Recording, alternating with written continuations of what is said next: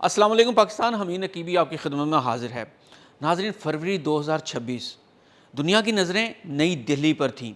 ایک ایسا اے آئی سمٹ جہاں بھارت خود کو اگلی ٹیکنالوجیز سپر پاور ثابت کرنا چاہتا تھا، لیکن صرف چند گھنٹوں میں یہی ایونٹ عالمی مذاق بن گیا۔ انڈیا اے آئی امپیکٹ سمٹ 2026۔ اس نمائش میں کچھ ایسے واقعات رونما ہوئے کہ بھارت کا سر ہمیشہ کے لیے شرم سے جھک گیا۔ ایسے راز سامنے آئے جنہوں نے پوری نمائش کی ساکھ پر سوالات اٹھا دیے۔ آج دنیا دو بلاکس میں تقسیم ہو رہی ہے دوستو، ایک طرف امریکہ، دوسری طرف چین۔ اے آئی، روبوٹکس، کوانٹم کمپیوٹنگ، یہ وہ میدان ہیں جہاں آنے والی عالمی قیادت کا فیصلہ ہوگا۔ چین پہلے ہی اپنی کمپنیوں جیسے کہ یونیٹری روبوٹکس، ہواوے اور سینس ٹائم کے ذریعے تیزی سے آگے بڑھ رہا ہے، جبکہ امریکہ اوپن اے آئی، گوگل اور ٹیسلا جیسے اداروں کے ذریعے میدان میں ہے۔ ایسے میں بھارت نے خود کو تیسری طاقت کے طور پر پیش کرنے کی کوشش کی۔ اس مقصد کے لیے یہ عظیم سمٹ منعقد کی گئی تھی۔ سمٹ کے پہلے ہی دن دوستو ایک سٹال پر بھیڑ جمع تھی۔ لوگ موبائل سے ویڈیوز بنا رہے تھے، کیمرے اس طرف تھے۔ یہاں بھارت کی ایک یونیورسٹی نے اے آئی روبوٹ کتا پیش کیا۔ دعویٰ کیا گیا کہ یہ میڈ ان انڈیا انوویشن ہے۔ یہ تھا گال گوٹیاس یونیورسٹی کا سٹال۔ مائک پر الفاظ گونجے، یہ ہمارا تیار کردہ اے آئی روبوٹ ہے جو مستقبل کی جنگوں، سیکیورٹی اور انڈسٹری میں استعمال ہوگا۔ اس یونیورسٹی نے ایک روبوٹک کتا پیش کیا جسے اورین کہا گیا، اور ایک پروفیسر نے میڈیا کو بتایا کہ یہ یونیورسٹی کی اپنی تحقیق اور ایجاد ہے۔ یہاں بھارت کے پڑھے لکھے لوگ ایک غلطی کر گئے، یا پھر لگتا ہے کہ بھارت ابھی بھی 18ویں صدی میں رہ رہا ہے۔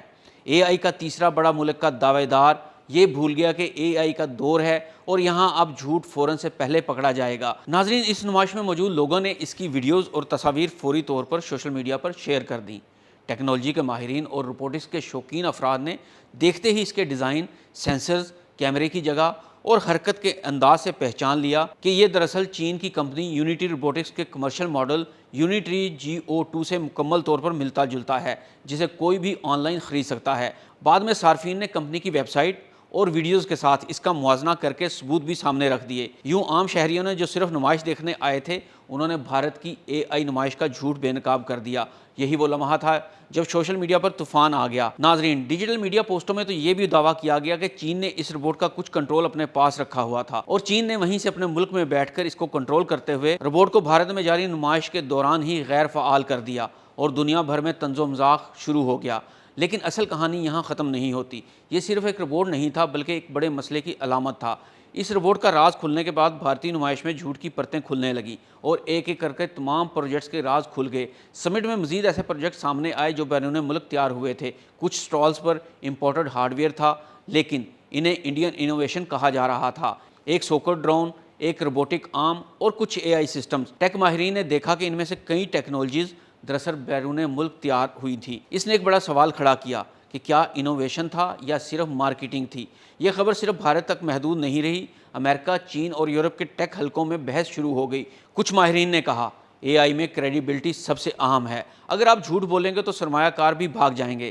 چینی سوشل میڈیا پر میمز بننے لگے۔ یہ کہا جانے لگا کہ اے آئی کی جنگ میں PR نہیں، ٹیکنالوجی جیتتی ہے۔ اس سکینڈل کے بعد یونیورسٹی کا سٹال ہٹا دیا گیا۔ تحقیقات شروع ہوئیں، سخت ویریفیکیشن رولز کی بات ہوئی، لیکن نقصان ہو چکا تھا۔ جو سمٹ بھارت کے لیے PR وکٹری ہونا تھا، وہ کنٹروورسی میں بدل گیا۔ یہ واقعہ بھارت کی اصل طاقت اور کمزوری دونوں کو ظاہر کرتا ہے۔ دوستو، بھارت سافٹ ویئر اور IT میں بہت مضبوط ہے، دنیا کی سب سے بڑی IT ورک فورس رکھتا ہے، لیکن روبوٹکس اور ہارڈ ویئر میں ابھی بہت پیچھے ہے۔ سیمی کنڈکٹر اور ڈیپ ٹیک میں چین اور امریکہ سے فاصلے پر ہے۔ اس لیے بھارت زیادہ تر soft where solutions per focus کرتا ہے، جبکہ چین ہارڈ ویئر اور مینوفیکچرنگ میں سرمایہ لگاتا ہے۔ یہ کہانی صرف ایک روبوٹ کی نہیں، یہ عالمی طاقتوں کی نئی جنگ کی کہانی ہے۔ کریڈیبلٹی اور انوویشن کی جنگ ہے۔ یہ مستقبل کی قیادت کی جنگ ہے، اور ہمیں سکھاتی ہے کہ اے آئی میں سب سے اہم چیز ٹیکنالوجی نہیں بلکہ ٹرسٹ ہے، کیونکہ اس نئی دنیا میں جھوٹ زیادہ دیر نہیں چھپ سکتا، اور جو سچ پر کھڑا ہو وہی مستقبل کا مالک ہوتا ہے۔ حمید نقیبی کو اجازت دیجیے۔ اللہ حافظ۔